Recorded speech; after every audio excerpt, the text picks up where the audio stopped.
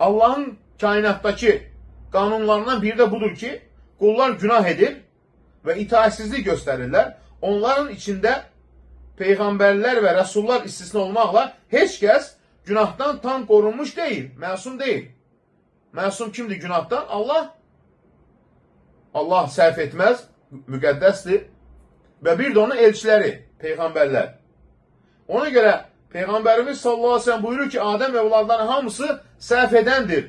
Səhv edənlərin isə ən xeyirlisi isə tövbə edənlərdir, subhanallah. Elə istiğfar tövbə deməkdir. Peyğəmbərimiz sallallahu aleyhi ve sellem buyurur ki, canım əlində olan Allah'a and olsun ki, əgər siz günah etməsəydiniz, Allah sizi götürər, yerinizə elə bir qövm gətirərdi ki, onlar günah edər, sonra bağışlama diləyər və Allah da onları bağışlayardı. Yəni bu hədis nə deyir? Demir ki, günah elə, qorun. Amma etmisənsə, ümidsiz olma. Allah'a qayıt. Allah'tan bağışlanma dilə.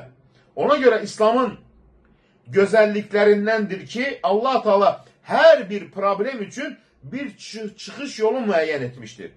Belə ki, Allah öz qulları üçün istiğfarı, yəni estağfurullah zikrini, tövbəni və bunları çox etməyi qanun etmişdir ki, bununla Allah Teala onları bağışlasın, bəlalardan uzaqlaşdırsın.